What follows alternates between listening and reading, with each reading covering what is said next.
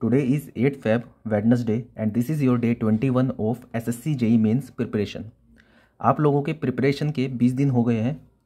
Although आप इससे पहले से भी तैयारी कर रहे होंगे, लेकिन एक सिस्टमेटिक वे में मेरे प्रोग्राम के अकॉर्डिंग आपने 20 दिन से पिछले आप तैयारी कर रहे हो। तो अगर आपको कॉन्फिडेंस आ रहा है तो नीचे कमेंट करके ज़रूर बताना मुझे कि इससे कुछ आप लोगों को फ़ायदा हो रहा है। तो आज की वीडियो 2 सेशन में डिवाइडेड है। पहला, आपका आज का लाइफ पर्पज़ जो आज आपको कंप्लीट करना है। दूसरा, मैं आपके कुछ कमेंट्स के रिप्लाई करूंगा जो कि आपने पिछली वीडियोस के ऊपर पूछा हुआ था मुझसे, और आगे भी अगर थोड़ा टाइम बचेगा मेरे पास तो जो भी इस वीडियो के नीचे कमेंट्स होंगे मैं उनका रिप्लाई अगली वीडियो में करूंगा। तो आज आपके जो टॉपिक हैं वो ये रहेंगे, लेकिन हाँ, इससे पहले कल मैंने जो आपको टॉपिक दिए थे वो ये सब थे। इसके अंदर एक डाउट आ गया था एक बच्चे का कि मैंने थोड़ा सा टेंशन मेंबर को थोड़ा सा एक्सप्लेन कर दिया था कि आपको ये करना है। तो पहली बात तो मैं कुछ भी एक्सप्लेन करूं, अगर उसमें कुछ एम्बिग्विटी हो, कोई मैंने जल्दी में कोई चीज़ गलत बोल दी हो, तो आप सीधा रिफ़र किया करो जो नोट्स अपलोड किए हुए मैंने, या फिर आपने जो भी नोट्स बनाए हुए हैं।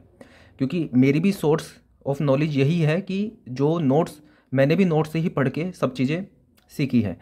तो नोट्स से ज़्यादा तो मैं भी नहीं जानता, और जो किताबें हैं उनसे ऊपर कुछ नहीं है। तो अगर कभी ऐसा लगे कि मेरी बातों में और किताब की बातों में आपको लग रहा है कॉन्फ्लिक्ट, तो किताब की बातें मान लेना।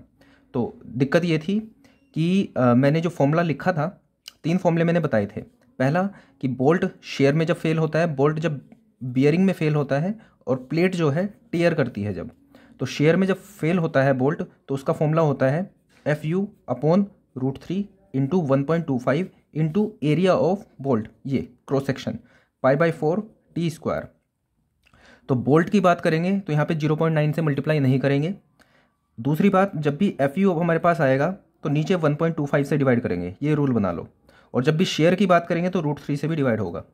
अगर यहीं पे हम बोल्ट की बात करते, लेकिन यील्डिंग में बात करते, होता नहीं है, लेकिन FY जब FU होगा तो 1.25 से डिवाइड करेंगे, जब FY होगा तो 1.1 से डिवाइड करेंगे, और तीसरी चीज़, जब शेयर की बात करेंगे तो √3 से भी डिवाइड करना पड़ेगा हमें। तो ये रूल बना लो।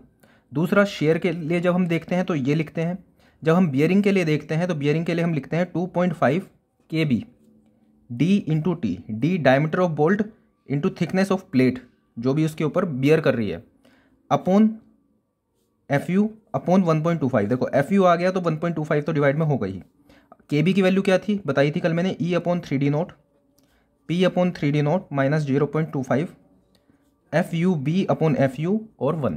ये इनसे जो भी मिनिमम वैल्यू होगी वो होगी KB की वैल्यू। और तीसरी चीज़ मैंने बताई थी कि अगर जो प्लेट है, ठीक है, प्लेट के ऊपर अगर 2 प्लेट को हमने जोड़ा हुआ है किसी बोल्ट से, दोनों साइड से टेंशन लग रही है, तो बोल्ट अगर जो प्लेट टियर करेगी तो इसकी जो हम अल्टीमेट स्ट्रेंथ के लिए हम इसकी इक्वेशन लिखेंगे वो लिखेंगे FU/1.25। देखो FU आ गया तो 1.25 से डिवाइड करना ही है, लेकिन यहाँ पे टेंशन की बात कर रहे हैं हम, तो √3 से डिवाइड नहीं करेंगे।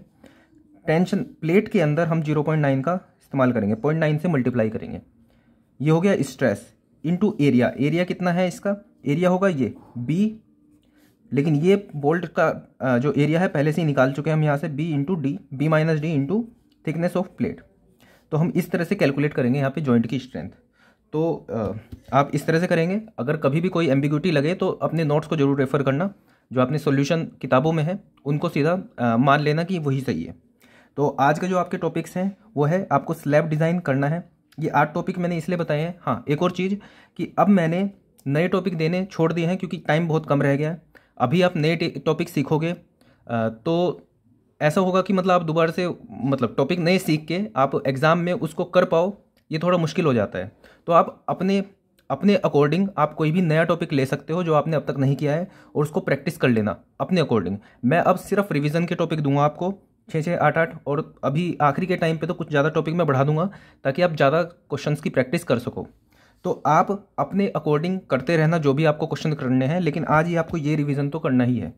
तो इसके अंदर क्या, टॉपिक 1 स्लैब डिज़ाइन करके देखना है। ये जितने भी 8 टॉपिक बता रहा हूँ इनमें से एक क्वेश्चन तो आपको देखना है करके। तो स्लैब डिज़ाइन आपको करके देखना है। SFD BMD कल भी मैंने दिया था, SFD BMD आज भी दूंगा मैं, और मतलब रैंडमली ये होगा कि किसी दिन छोड़ के मैं SFD BMD तो हर एक दिन ही दूंगा आपको करने के लिए, क्योंकि इसका क्वेश्चन आना जरूरी है, आता ही है, 99% आएगा। तो जितने क्वेश्चन आप प्रैक्टिस कर लोगे उतना आप वहाँ पे जल्दी कर पाओगे, उतनी एक्यूरेसी से कर पाओगे। तो SFDBMD करना है आपको, ज्योमेट्रिक डिज़ाइन। अब ज्योमेट्रिक डिज़ाइन के अंदर OSD भी आ जाता है, SSD भी आ सकता है, ट्रांजिशन कर्व की लेंथ भी आ जाती है। तो आपको जितने भी पॉसिबल क्वेश्चन हैं हमेशा OSD पूछा जाता है। इसका मतलब ये नहीं कि अगले साल भी, इस साल भी OSD ही पूछेंगे। तो आपको क्या करना है, OSD, SSD, ठीक है, वैली कर्व में जो ट्रांजिशन लेंथ है, समिट कर्व, ये आपने पहले भी किया हुआ है प्री के लिए भी, लेकिन आप इसको एक कन्वेंशनल क्वेश्चन जरूर कर लेना इसका ESC मेंस का। नेक्स्ट टॉपिक आपका है कंसोलिडेशन। 2 टाइप के क्वेश्चन आते हैं।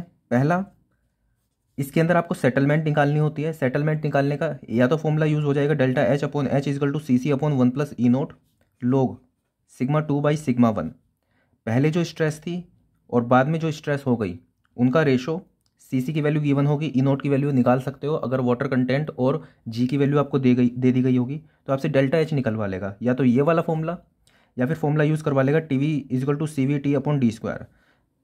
इन दोनों पे ही लगभग क्वेश्चन आते हैं, तो दोनों के 2-4 क्वेश्चन प्रैक्टिस कर लेना। अफेक्टिव स्ट्रेस, हर कोई अफेक्टिव स्ट्रेस निकाल सकता है, लेकिन जब बात आती है कि जब आपसे पूछ लिया जाए, बहुत सारी चीज़ें यहाँ पे लेयर्स में डाल देंगे और आपसे पूछ लेंगे कि इफेक्टिव स्ट्रेस निकालने के लिए नहीं बोलेंगे, आपको बोलेंगे टोटल स्ट्रेस का डायग्राम बनाओ, न्यूट्रल स्ट्रेस का डायग्राम बनाओ और इफेक्टिव स्ट्रेस का डायग्राम बनाओ। तो आप इफेक्टिव स्ट्रेस भले ही निकाल लेते हो, लेकिन जब बात आएगी तीनों को अलग अलग डायग्राम करके तब निकालना, तब एक्यूरेसी में भी दिक्कत आ सकती है जब इस तरह से हम करते हैं, और दूसरा टाइम भी बहुत लग सकता है। तो इसकी प्रैक्टिस जरूर कर लेना। उसके बाद चेन सर्वे आपको अलग अलग पैरामीटर्स जब हम चेंज करते हैं कि चेन को हम कितनी स्ट्रेंथ से खींच रहे हैं, टेम्परेचर कितना चेंज हुआ है, इन सब की वजह से जो चेन की लेंथ होती है उसके अंदर वेरिएशन आते हैं, जिसकी वजह से जब हम कोई ट्रेवर्स को नापते हैं, कोई लेंथ को नापते हैं तो उसमें एरर्स आ जाते हैं। तो उसको करेक्ट करना, ये सब चेन सर्वे में आप करोगे आज। BOD की कैलकुलेशन आनी चाहिए, ठीक है। BOD 5 equal to L0 1 minus e⁻⁻kd into T, ठीक है। E और 10 वो गिवन होगा, K की वैल्यू के अकॉर्डिंग होगा, यहाँ पे वो गिवन होगा लगभग। ऐसा नहीं होगा कि आपको सिर्फ K की वैल्यू दे दी जाएगी और आपको बताया नहीं जाएगा वो बेस E पे है या 10 पे। अगर आपको फिर भी कन्फ्यूजन हो इसके अंदर, क्या पता ना दे, तो आप क्या करना, E की वैल्यू, E बेस पे वैल्यू देख लेना K की, और 10 बेस पे वैल्यू देख लेना आज ही, और देख लेना कौन सी वैल्यू ज़्यादा आती है कौन सी कम आती है। कल को मैं ये बता दूंगा आपको थोड़ा सा एनालाइज करके इसको। और स्टीटर फेलिप्स, ये पहले भी मैं आपको बता चुका हूँ, बहुत लंबी लंबी क्वेश्चन होती है, जैसे dt equal to KD L0 upon KR 10⁻⁻kdt plus 10⁻⁻kRT plus 10⁻⁻kRT d0। बहुत लंबी क्वेश्चन होती है, dt की होती है इसके इक्वेशन, TC की वैल्यू होती है इसके अंदर, DC की वैल्यू होती है, तो बहुत सारी इक्वेशंस होती हैं। अगर आपने इक्वेशन याद कर ली और एक बार अप्लाई कर दिया तो हो जाएगा ये। तो इसको अगर आपने ऐसे लगभग 10 क्वेश्चन इसके प्रैक्टिस कर लिए तभी आप वहाँ पे एग्जाम में कर पाओगे। अगर आपको सिर्फ फॉर्मूला याद है और आप सोचोगे स्टीटर फेलिप्स का आप क्वेश्चन वहाँ पे कर दोगे अगर जो 15 नंबर में आएगा, तो ये बहुत बड़ी भूल है। जब तक 10 से 15 क्वेश्चन इसके स्टीटर फेलिप्स के क्वेश्चन प्रैक्टिस नहीं करोगे, इसके क्या कोई भी आपने फॉर्मूला याद किया है और अगर आप सोच रहे हो कि उसको वहाँ मैं अप्लाई करके आंसर निकाल दूंगा, तो ये बिल्कुल ऐसा हो ही नहीं सकता कभी। जब तक 10 क्वेश्चन किसी भी फॉर्मूले की प्रैक्टिस नहीं करोगे तब तक वहाँ पे आंसर नहीं आने वाला। तो इसलिए अगर कोई चीज़ करोगे तो अच्छे से करना, वरना सिर्फ देखने के लिए मत करना। उसको देखने के लिए सिर्फ कर सकते हो तो थ्योरी कर सकते हो, क्योंकि थ्योरी में कुछ ना कुछ लिख दोगे। और लास्ट टॉपिक 8, इन प्लेन कनेक्शन करने हैं आपको, आउट ऑफ प्लेन नहीं करने। आउट ऑफ प्लेन किसी और दिन रिवीजन के लिए रखूँगा मैं। इन प्लेन में क्या, बोल्ट कि मान लो हमारे पास ये है, हमारे पास प्लेट लगी हुई है, लोड लगा दिया यहाँ पे, तो ये बोल्ट होंगे, बोल्ट की रिवेट वैल्यू कितनी होगी या फिर यहाँ पे कितना लोड लगा सकते हैं हम। एक तो इस टाइप का क्वेश्चन और दूसरा इस टाइप का क्वेश्चन कि यहाँ पे जो वेल्ड है, वेल्ड कर दी गई है, यहाँ पे जो वेल्ड के ऊपर स्ट्रेस है कितनी आ सकती है, या फिर साइज ऑफ वेल्ड निकालने के लिए बोल दिया जाएगा, तो ये सब, या फिर लोड पूछ लिया जाएगा। इन दोनों टाइप के क्वेश्चन जरूर कर लेना। ईजी होते हैं लेकिन टाइम लग जाता है, मैनेज करना थोड़ा मुश्किल हो जाता है क्योंकि इसके अंदर बहुत सारी कैलकुलेशन हो जाती है। तो ये सब आपके आज के लाइफ पर्पज़ में है जो कि आपको करने हैं। तो अब नेक्स्ट सेक्शन की तरफ चलते हैं। कल वाली वीडियो पे जिसने भी जो भी कमेंट किए थे सिर्फ SSC JEE मेन से रिलेटेड, मैं उन सब के आंसर देने की कोशिश करता हूँ। तो पहला क्वेश्चन क्या है, क्वेश्चन ये है कि जैसे 6 क्वेश्चन आएंगे 2 3 4 5 6, आपको एक क्वेश्चन छोड़ना होगा। जैसे मान लो आपने 1 छोड़ा, बाकी सब किया है, तो कैसे पता चलेगा एग्जामिनर को। तो अब ये दिक्कत नहीं आएगी क्योंकि क्यू कैब आपका होगा, क्यू कैब।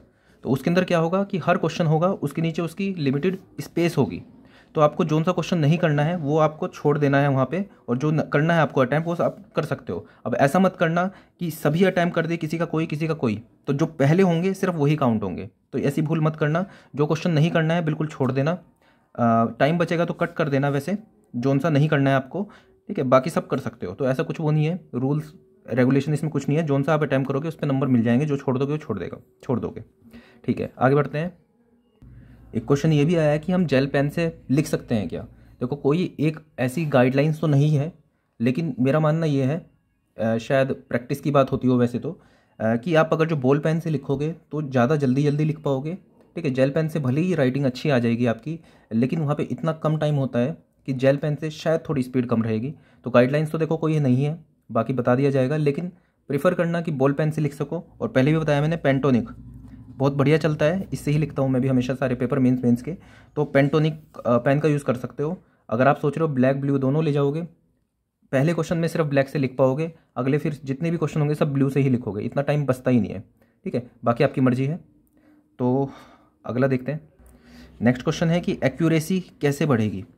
तो ये सोचो कि आप अभी कितने क्वेश्चन आपको आते हैं करने। जैसे मान लो एक बहुत बेसिक सा क्वेश्चन देखते हैं कोई, जैसे ज्योमेट्रिक डिज़ाइन में एसएसडी निकालना देखते हैं, ठीक है। एसएसडी फॉर्मूला होता है VT + V²/2GF ± ईटा। तो अगर आप सोचो इस चीज़ को कि जब आपने पहली बार इस फॉर्मूले का यूज़ किया होगा तब आपसे आंसर सही नहीं आया होगा। मोस्टली ये होता है कि जब भी हम कोई क्वेश्चन कोई फॉर्मूले को याद करते हैं फिर उसके अंदर वैल्यू पुट करते हैं, तो पहली बारी में हमारा आंसर सही नहीं आता, मतलब इसमें आ जाए लेकिन दूसरे फॉर्मूले में नहीं आएगा। तो एक्यूरेसी सिर्फ एक ही तरह से बढ़ सकती है कि आप जैसे प्रैक्टिस करते हो। आज तक आप एसएसडी के इतने क्वेश्चन कर चुके होंगे कि अगर आपके सामने एसएसडी आ जाए सामने तो आप उसे उड़ा दोगे, कभी गलत हो ही नहीं सकता एसएसडी का क्वेश्चन।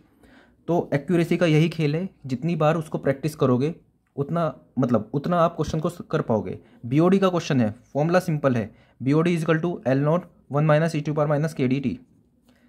पहली बार किया होगा, कहीं ना कहीं कुछ गलती हुई होगी, कैलकुलेशन में होगी, कैलकुलेटर में सही नहीं पुट कर पाए, लेकिन जितनी बार आपने उसे किया तो अब आपसे गलत नहीं होता होगा। तो यही है तरीका। जैसे कुछ क्वेश्चंस होते हैं, जैसे कि मैंने अभी ये बताया, ये वाला क्वेश्चन, जैसे ये क्वेश्चन है, यहाँ पे लोड लगा और यहाँ पे वेल्ड लगी हुई है, ठीक है। अब आपको बताना है कि यहाँ पे ये वाला वेल्ड है, इसके अंदर कितनी स्ट्रेस आएगी या फिर इसका साइज़ कैसे निकालना है। तो एक्यूरेसी में दिक्कत कहाँ पे आती है, जब सिंपल फॉर्मूला होता है, सिंपल वैल्यू पुट करनी है तो लगभग सही हो जाती हैं चीज़ें, लेकिन जब नंबर ऑफ थिंग्स इन्वॉल्व हो जाती हैं, जैसे इस क्वेश्चन को करने के लिए आपको कितनी चीज़ें करनी पड़ेंगी। मान लो लोड ऐसे भी ना दे के ऐसे दे दिया, तो देखो चीज़ें क्या क्या होंगी वो मैं आपको बता देता हूँ। लोड अगर जो ऐसे दे दिया तो आपको लोड को पहले इसको कंपोनेंट में बांटना पड़ेगा। मान लो P लोड था, यहाँ पे थीटा था, तो ये ऊपर की साइड से होगा P cos थीटा, इधर होगा P sin थीटा। पहली चीज़ यहाँ पे गलती कर दी, एक्यूरेसी कम। आगे चलते हैं। अब इस जगह पे आपको स्ट्रेस निकालनी है, तो स्ट्रेस किस तरह से आएगी। स्ट्रेस ये होगी कि जो ये P cos थीटा है, ऊपर से जो लोड लग रहा है उसको डिवाइड करेंगे इस पूरे एरिया से, तो σ1 आएगा, यहाँ पे σ1 आएगा ऐसे, ठीक है।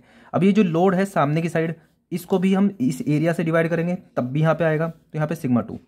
देखो इन्वॉल्व जितनी चीज़ें हो जाती हैं उतनी एक्यूरेसी कम होने के चांसेस बढ़ जाते हैं, तो जितनी प्रैक्टिस करोगे उतना सही है। तो σ1 आप निकालोगे, σ2 निकालोगे, दो चीज़ आ गई तो दो जगह गलती होने के चांसेस बढ़ गए।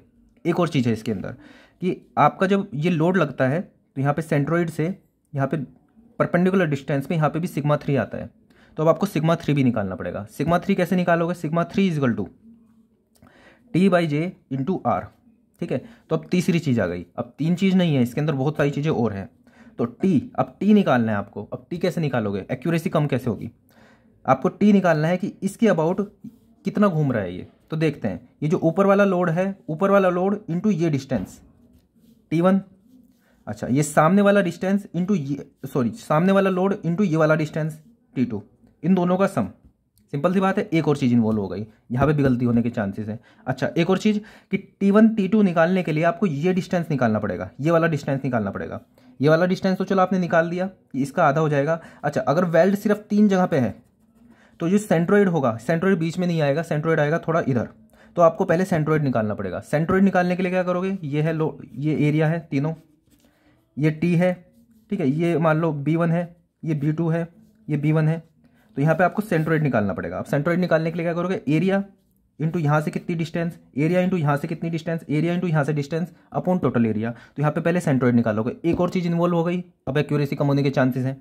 आगे सुनो, इसके अंदर क्या है, जे भी निकालना पड़ेगा। जे कैसे निकालोगे कि सेंट्रोइड के अबाउट आपको जे निकालना पड़ेगा। पहले इसके अबाउट निकालोगे इंटू एरिया इंटू डिस्टेंस, ठीक है। इसके अबाउट तो यहाँ पे सिंपल निकल जाएगा, इंटू 2 करोगे तो ये आएगा, ये आई एक्स निकलेगा। फिर यहाँ से करोगे तो आई वाई निकलेगा, दोनों को ऐड करोगे फिर जे निकलेगा। तो आई एक्स एक्स निकालना पड़ेगा, आई वाई वाई निकालने का पड़ेगा, यहाँ पे एक्यूरेसी कम हो जाएगी।